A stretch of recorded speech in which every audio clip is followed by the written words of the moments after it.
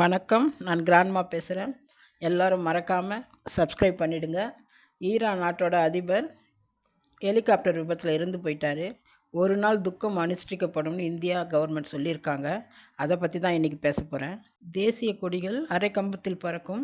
அரசு நிகழ்ச்சிகள் ஒரு நாளைக்கு எதுவும் நடக்காதுன்னு இந்தியா கவர்மெண்ட் அறிவிச்சிருக்காங்க. விபத்தில் இறந்த ஈரான் அதிபர் திரு இப்ராஹிம் அவர்கள் இந்தியா கூட நல்ல நட்போடு இருந்திருக்காரு. அதனால தான் இந்தியா ஒரு நாள் துக்கம் அனுஷ்டிக்கப்படும்னு இந்தியா கவர்மெண்ட் சொல்லியிருக்காங்க. ஈரானில் டேம் கட்டியிருக்காங்க. அந்த டேமில் மின்சார உற்பத்தி நிலையம் கட்டியிருக்காங்க.